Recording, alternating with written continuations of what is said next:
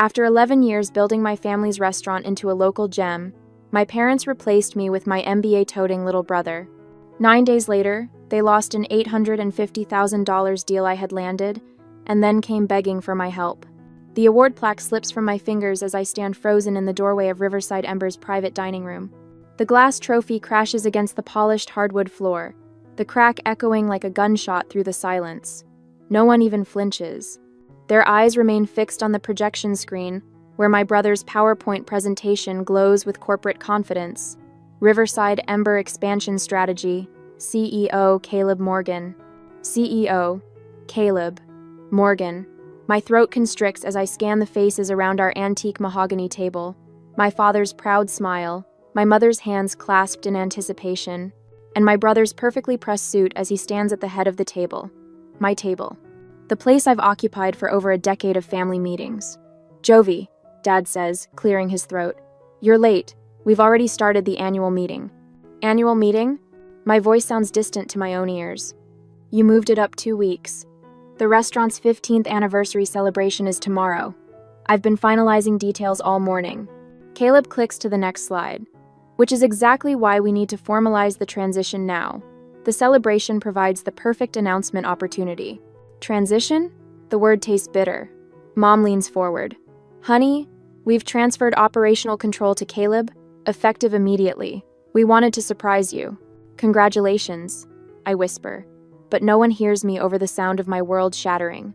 Just last week, I stood under the spotlights at the Portland Culinary Excellence Awards, accepting Seafood Dish of the Year for my king crab with tangerine glaze. The audience had erupted in applause, but at our celebration dinner afterward, my parents had merely picked at their food. "It's nice, Jovi," Dad had said, swirling his wine, "but not scalable. We need to think bigger." Meanwhile, they'd raised their glasses to Caleb, toasting his business school network and fresh perspectives. Never mind that while he visited during summer breaks, I spent countless nights perfecting recipes, building relationships with local suppliers, and doubling our revenue over the last 5 years. Now, I grip the back of a chair to steady myself. "You can't be serious. I have a culinary degree. I built our marketing strategy. I doubled our revenue. And we appreciate that, honey." Dad's tone drips with condescension. "You're fantastic in the kitchen, but Caleb understands business. You can still be our head chef." Head chef. As if I haven't been running this entire operation for years while they semi-retired to their lake house. As if the awards, the glowing reviews, the loyal customers who know me by name mean nothing. My hands stop trembling as clarity washes over me. I reach into my pocket, remove my restaurant keys, and place them deliberately on the table with a metallic clink. "I'm not just your chef. I built this brand." Caleb sighs dramatically. "See, Dad? This is exactly what I warned you about. She's too emotional about business decisions." Dad frowns. "Jovi, you need to understand. This isn't personal, it's about scaling the business." "Not personal?" I laugh. This sounds sharp and unfamiliar. "You blindsided me during the anniversary celebration I organized. You didn't even consult me about changes to the restaurant I've poured my heart into for 11 years. "That's enough," Mom cuts in. "Caleb has an MBA. He knows what he's doing." And there it is, the familiar pattern. They automatically side with Caleb, dismissing my concerns as emotional overreactions rather than legitimate business insights. It's not just my position at risk, but my culinary reputation, the quality standards I've established, the relationships I've nurtured with suppliers and customers. As I look at them huddled together, a realization crystallizes in my mind. They've never seen me as an equal partner. To them, I've always been staff, the reliable worker who keeps things running while they make the real decisions. "You know what?" I say, my voice steadier than I feel. "Maybe you're right. Maybe Caleb should take over." Their faces relax with visible relief. "But remember this moment," I continue, stepping back toward the door. "Because when you realize what you've thrown away, don't expect me to pick up the pieces." I turn and walk out, leaving behind the shattered award that suddenly means nothing at all. Later that night, I only meant to grab my apron from the office, not to discover the depth of my brother's treachery. But there it is on Caleb's open laptop, the West Shore Grand Hotel's logo glaring from his screen like an accusation. My vision narrows as I read the email, my fingers gripping the doorframe to steady myself. "Dear Mr. Morgan, We acknowledge your cancellation of Thursday's contract meeting. While we're disappointed to postpone discussions on the $850,000 catering partnership, we look forward to your presentation of streamlined, cost-effective alternatives to the original menu proposal. The floor seems to tilt beneath me. That meeting wasn't Caleb's to cancel. I'd spent 6 months cultivating that relationship, designing seasonal menus, calculating exact food costs that would maintain our quality while ensuring their profit margins. $850,000, nearly a quarter of our annual revenue dismissed with a single email.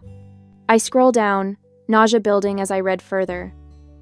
Regarding your inquiry about modifying the award-winning seafood offerings, we're open to alternatives provided they maintain the standard of excellence we experienced during our initial tasting with Chef Jovi.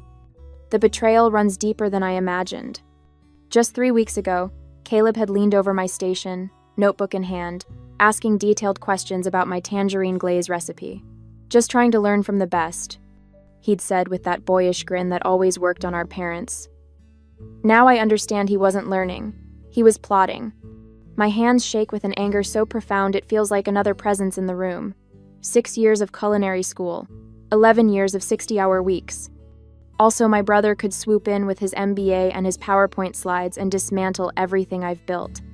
The next morning, I pushed through the service entrance of Riverside Ember, 30 minutes before the supplier meeting I wasn't invited to attend. The kitchen staff exchange worried glances as I pass, their whispers following me down the hallway. I pause outside the private dining room, listening to Caleb's confident tenor. The door is slightly ajar, giving me a clear view of the antique mahogany table where Marcus, our fishmonger of 8 years, sits with a deep furrow between his brows. Beside him is Eleanor, whose family farm has provided our produce since before I joined the restaurant. Across from them sits Caleb in a charcoal suit that still has the tailor's chalk marks visible at the cuffs. The premium seafood orders are simply unsustainable at our current scale, Caleb is saying, sliding glossy folders across the table. We'll be transitioning to a more consistent supplier with nationwide distribution. Marcus clears his throat.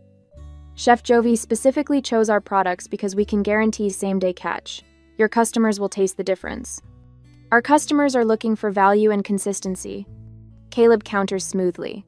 Similarly, Eleanor, we'll be consolidating our produce orders through Portland Restaurant Supply. Their volume discounts will substantially improve our margins. Eleanor's weathered hand tightens around her mug. Those tomatoes you love come from my southeastern field. They get morning sun but afternoon shade. That's why they're sweeter than anything you'll get from a wholesale distributor. I can't stay silent any longer. I push the door open, and 3 heads swivel toward me. Jovi. Caleb's smile doesn't reach his eyes. This is a private meeting. With my suppliers, I counter, moving to stand behind Marcus and Eleanor. The people who've helped build our reputation for quality. Caleb sighs dramatically. My sister is having trouble adjusting to the new direction. Please direct all questions to me going forward. What new direction? I ask, reaching for the folder in front of Marcus. Inside are mock-ups of new menus. My award-winning king crab with tangerine glaze is gone. So is my cedar plank salmon with huckleberry reduction.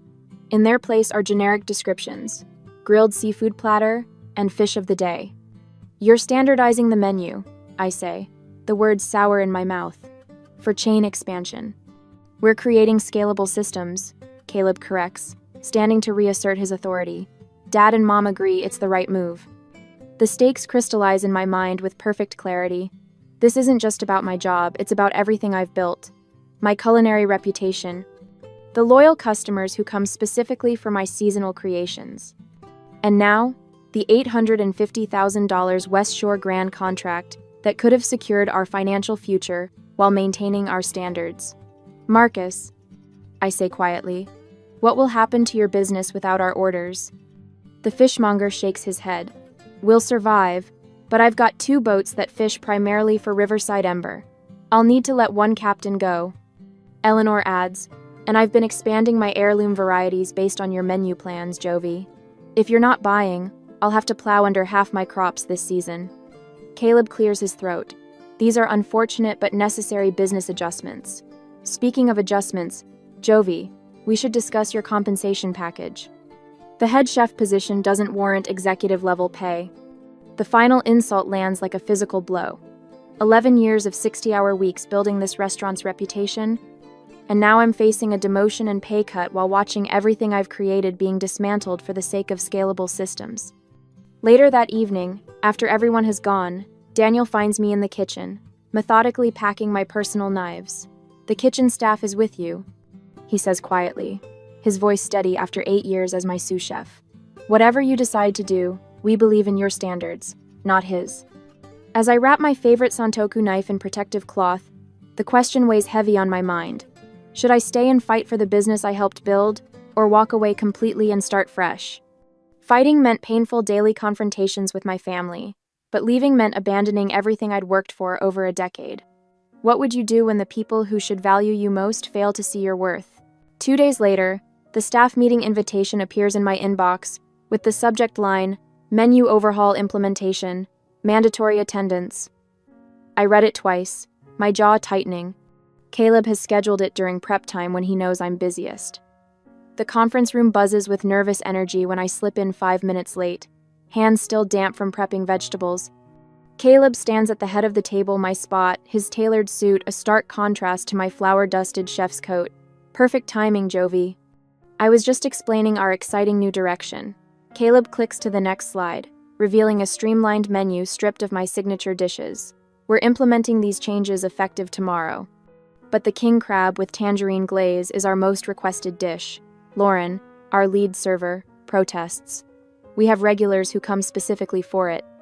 Caleb's smile tightens. "The new menu prioritizes efficiency and scalability. We can't be held hostage to one chef's specialties." One chef. Like I'm just another employee instead of the person who built this restaurant's reputation. The changes hit like a tsunami. Within days, regular customers begin questioning servers about missing favorites. Mrs. Abernathy, who celebrated her anniversary here for 8 years, leaves without ordering when told the halibut with preserved lemon is no longer available. "What happened to the quality?" becomes a common question, and Caleb's response is always the same: blame the kitchen staff. Not his decisions. Not his leadership. The execution in the back of house isn't meeting our standards. I overhear him telling the Millers, longtime patrons who sent back their overcooked steaks. Lauren's face burns with embarrassment as she apologizes for food she knows isn't what it should be. The final blow comes when Portland Plate, the city's most respected food blog, publishes a review titled, "Has Riverside Ember Lost Its Flame?" The writer, who'd previously praised my innovative approach to traditional American cuisine, now questions whether the restaurant has abandoned its commitment to quality in favor of mass appeal. Inside the kitchen, the sabotage continues. I arrive one morning to find my specialty equipment, the custom smoker, the imported mandoline, the precision thermometers relocated to storage. In their place stand 3 identical deep fryers. "Where's my equipment?" I demand. "Caleb said we need more fryer capacity for the new appetizer menu," Daniel explains, not meeting my eyes. "Your stuff is in the storage closet by the loading dock." Each night, I lie awake staring at the ceiling, mentally recreating recipes I've spent years perfecting. For the first time since culinary school, cooking feels like a burden rather than a joy. The kitchen, once my sanctuary, has become a battleground where every dish is a potential conflict. The staff walks on eggshells, caught between loyalty to me and fear of unemployment. When I instruct the line cooks to finish the salmon with compound butter, Caleb countermands the order moments later. "The recipe says olive oil only," he announces loudly. "We need consistency, not improvisation." But cooking isn't manufacturing. It's art and science and intuition all wrapped together. Caleb's standardization strips away everything that makes food worth creating. After one particularly grueling service where 3 tables sent back Caleb's version of my scallop dish, I retreat to the walk-in cooler, pressing my forehead against the cold metal shelving. Tears of frustration threaten, but I refuse to let them fall. That night, I start documenting everything: recipes, techniques, supplier relationships in a leather-bound journal. If I can't preserve my kitchen, I'll at least preserve my culinary legacy. The next evening, after everyone has gone home, I find a small tangerine placed precisely at my station. Beneath it lies a handwritten note in Daniel's unmistakable scrawl. "Your recipes, your vision. Some things can't be replaced, even by an MBA."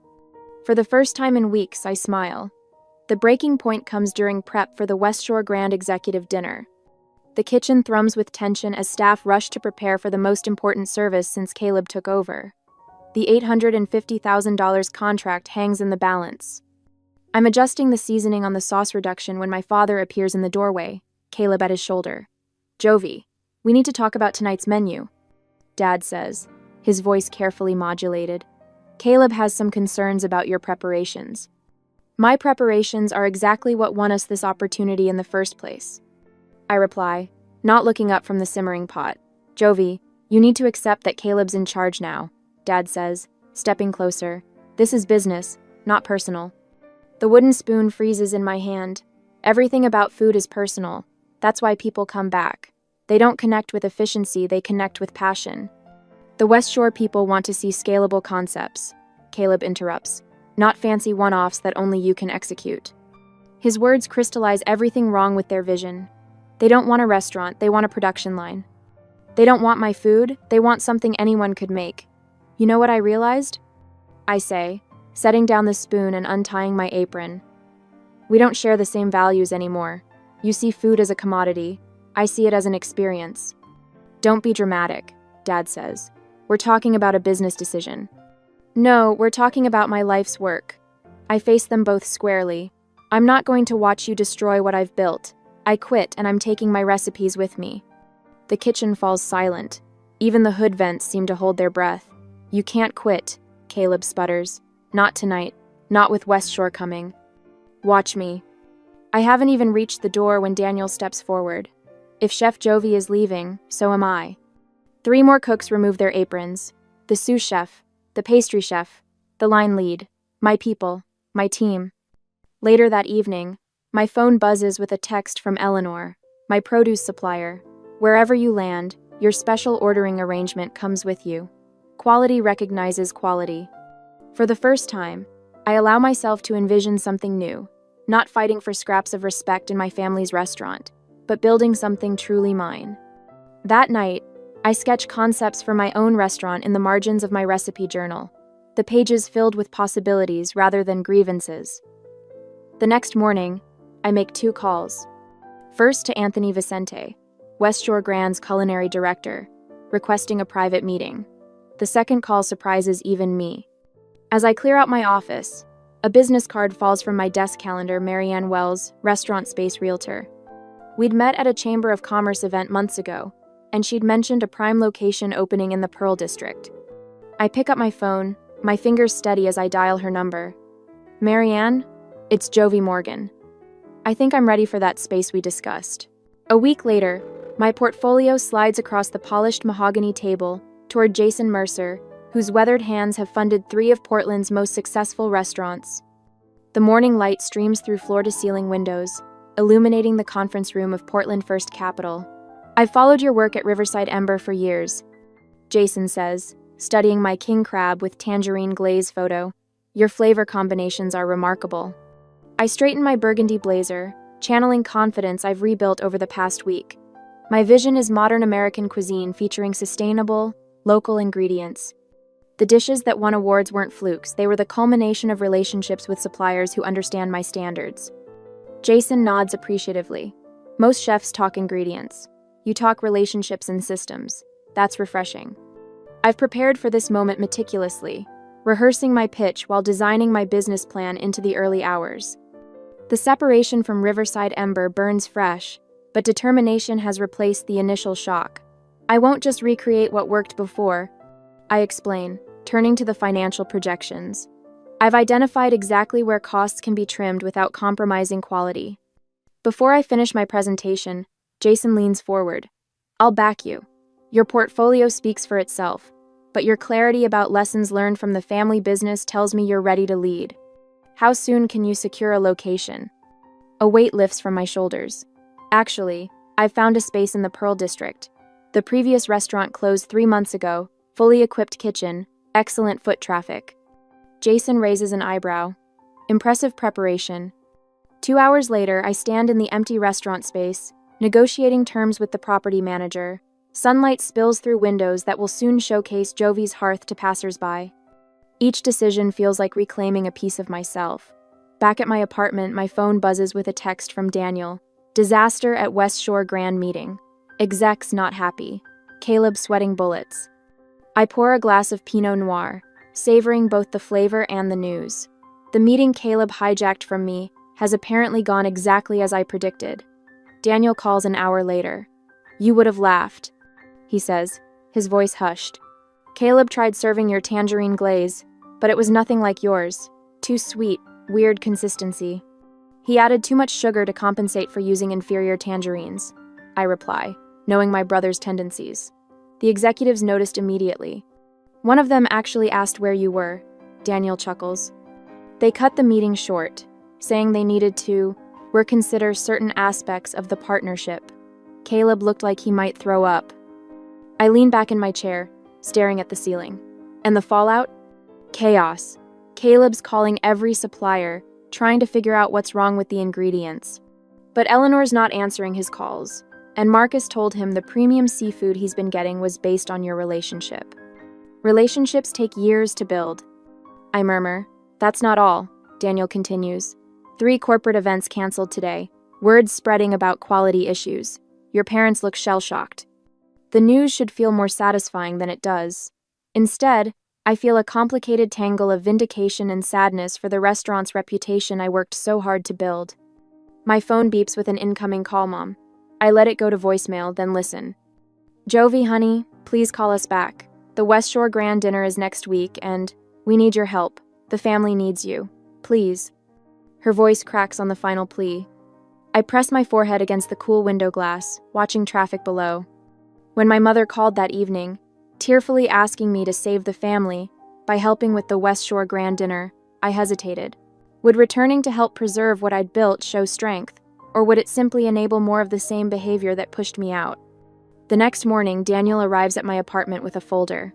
Thought you might want these, he says, sliding a stack of papers across my kitchen counter.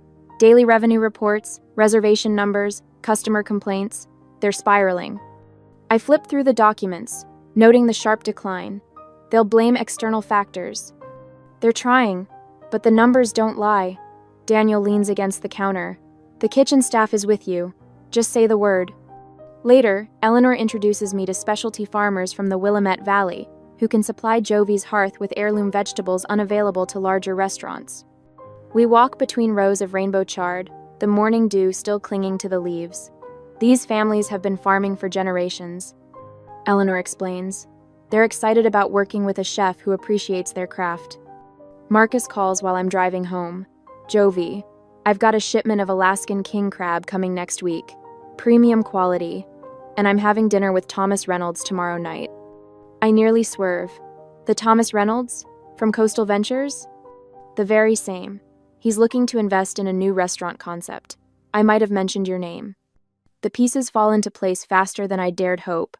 With Marcus's seafood connections, Eleanor's produce network, and Daniel's insider information, I can accelerate my timeline by weeks. That afternoon, I receive an email that makes my hands tremble.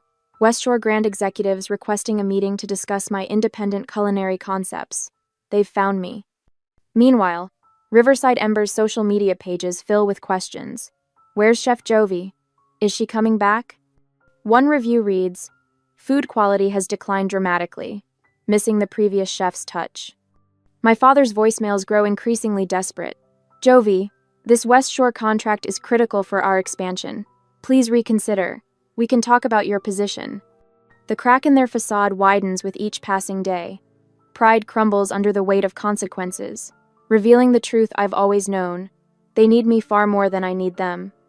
I stand in the empty space that will become Jovi's hearth, envisioning the future taking shape, a future built on respect, quality, and my unwavering standards. For the first time since walking out of Riverside Ember, I smile without reservation. A week later, the sight of my father's Lexus pulling up outside my new restaurant space sends a wave of satisfaction through me. For once, they're coming to me. I stand in the doorway watching as all three emerge, Dad with his shoulders unnaturally stiff, Mom glancing nervously at the for lease sign now sporting a bold pending sticker, and Caleb trailing behind in uncharacteristic silence. Jovi, Dad attempts a warm smile that doesn't reach his eyes. This is interesting. A bit small compared to Riverside, isn't it? I don't respond, simply holding the door open. The construction dust hangs in the afternoon sunlight streaming through the windows. Exposed brick walls and reclaimed wood flooring create exactly the atmosphere I've envisioned. We've been trying to reach you, Mom says, her fingers worrying at her pearl necklace. The restaurant needs you. Caleb clears his throat. We've developed a new proposal. He pulls out a leather portfolio. Equal partnership between us. You handle the kitchen, I manage the business side. With us retaining final decision authority, Dad adds quickly, for continuity. When I don't immediately respond, his tone shifts. The family legacy is at stake, Jovi. Don't you care about what Grandpa built? What we've all built together? Mom steps closer, her voice softening. We're offering you what you wanted. Why are you being so stubborn? I walk to the makeshift desk in the corner where my laptop sits open. You know what's interesting? You never once asked what I actually wanted. I turn the screen toward them, revealing my business plan. And now it's too late. Their confused expressions fuel something warm in my chest. I secured my own funding 2 weeks ago. The lease is signed. I pull out a folder and remove a document with the West Shore Grand logo emblazoned across the top. And this arrived yesterday. And this? Dad snatches it, eyes widening as he reads. This is a letter of intent for partnership. $500,000? Exclusive arrangement featuring my signature dishes. I can't help the pride in my voice. They were quite interested in working with the actual chef behind the award-winning menu, not a corporate substitute. You can't do this, Caleb stammers. The West Shore deal was ours. It was mine. I cultivated that relationship for 3 years. I moved to the center of the room. I didn't want partnership. I wanted respect. And I found investors who give me both. From another folder, I withdraw a stack of papers and hand them to my father. These might interest you too. He flips through the printouts, color draining from his face. Online reviews of Riverside Ember since my departure. Quality has plummeted. Not the same restaurant. Where's the chef who made this place special? Mom peers over his shoulder, her hand covering her mouth. I walk past them toward the kitchen area, gesturing at the space around us. The hood ventilation goes in next week. We're keeping the open kitchen concept, but expanding the chef's counter to seat 12. I ignore their attempts to interject. The wine program will feature small local vineyards, and we're installing a wood-fired oven there. Dad's face reddens. You're making a mistake. The Riverside Ember name has recognition. People know us. Maybe. I was never building your brand. I was building mine. The truth feels liberating. People came for my food, not your name. That's what you never understood. The front door chimes, and 2 men in coveralls enter, carrying a large package. Delivery for Jovi Morgan? Perfect timing, I say, signing for the package. The men carefully unwrap it, revealing a copper sign with hand-hammered letters, Jovi's Hearth. The men hold it up against the exposed brick wall above, where the entrance to the dining room will be. Soft copper glows in the afternoon light. You'll lose everything, Caleb says, but his voice wavers. I already did. 11 years of work, my family's trust. I turn to face him fully. But I'm building something better. Caleb's perfect composure finally cracks. We can't recreate your dishes. Nothing tastes the same. The seafood supplier won't even return my calls. That's because cooking isn't a business formula. It's a relationship with the food and the people you serve. I run my hand along the reclaimed wood counter. You can't quantify passion or scale personal connection. When they leave, shoulders slumped in defeat, I stand in the center of my space, my restaurant, my future. The satisfaction is deeper than I expected. 2 weeks later, Daniel forwards me an email about Riverside Ember seeking a bridge loan to cover operational shortfalls. Regular customers have been drifting away, and rumors spread about a complete menu overhaul in a desperate bid to rebrand. The family question remains unresolved. My phone shows 3 missed calls from Mom just today, but I'm not ready to answer. Not yet. There's too much to do, too much at stake. On the night of Jovi's Hearth soft opening, I weave between tables filled with food critics, loyal former customers, and industry friends. The kitchen hums with the beautiful chaos I've created, executing my vision precisely as I imagined. Near closing, I emerge for a final greeting round when I spot her, my mother, sitting alone at a corner table, a half-finished plate of my king crab with tangerine glaze before her. Our eyes meet across the room, and for the first time in months, I see something beyond the disappointment and manipulation: recognition. 6 months later, the copper saucepan sings against the flame as I reduce the tangerine glaze, no longer needing to justify my decision to triple the fresh fruit or the splash of bourbon I add on instinct. Behind me, 3 line cooks move with practiced precision, their knives flashing as they prep for tonight's service. "Chef, we're ready for the tasting menu review," Daniel calls, now my executive sous chef, rather than just an ally in a kitchen that never truly valued either of us. I nod, allowing myself a moment to admire the gleaming expanse of Jovi's hearth. My restaurant, my vision, my rules. The fall menu changes I've planned celebrate local harvests rather than compromising with frozen substitutes Caleb would have insisted upon. The seasonal rotation has become our hallmark, drawing praise from critics who once barely knew Riverside Ember existed. "Coming," I answer, wiping my hands on my apron as I move toward the prep station where Zoe, a culinary student I've taken under my wing, anxiously awaits my verdict on her sauce work. "The consistency is perfect," I tell her, remembering how my mother once dismissed my first reduction as too fussy. I add, "Now tell me why you chose thyme instead of rosemary." Her explanation shows promise. This is how mentorship should feel, not dismissal dressed as guidance, but genuine investment in someone's growth. Later, my phone buzzes with another reservation request. We're booked solid through December, with food critics from Chicago and New York requesting tables. National press attention has turned our corner of Portland into a destination, vindicating every sleepless night spent perfecting recipes in my tiny apartment kitchen after leaving my family's restaurant. The afternoon mail brings an envelope from the American Culinary Federation. Inside, an invitation to next month's awards ceremony, where Jovi's Hearth is nominated for Restaurant of the Year. The same ceremony where, just 18 months ago, I stood clutching an award while my parents whispered about my brother's business acumen. When the announcement comes at the gala, I don't drop the plaque in shock like last time. Instead, I accept it with steady hands, the spotlight warm on my face as I thank my team by name: Daniel, Eleanor, who still supplies our produce, Marcus, whose seafood makes our signature dishes possible, and every cook who believed enough to follow me. Success isn't just about proving others wrong. I tell the audience, my voice carrying confidence I've earned through fire. It's about proving yourself right. Back at the restaurant, we gather after closing. Eleanor brings champagne while Marcus proudly displays the first advance copy of my cookbook. Daniel uncorks the bottle with a satisfying pop, filling glasses around our family table, the one where staff meals are shared, not where decisions are dictated. To building something that truly reflects who we are, I toast, not who others think we should be. Their glasses rise in response, light catching the bubbles inside.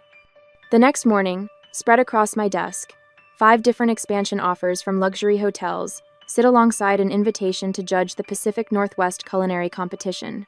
My grandfather's weathered photo watches from its frame beside my awards, his original diner that started it all, before business plans and MBAs entered our family vocabulary. A knock at my office door reveals Caleb, resume in hand, here for the operations director interview I agreed to after our mother's tearful intervention at Christmas. As I consider whether to bring my brother into my business, I wonder if some family relationships can be rebuilt on new foundations, or if some bridges, once burned, should stay crossed. Would you give someone who betrayed you professionally a second chance if they showed genuine change, or is business and family best kept permanently separate?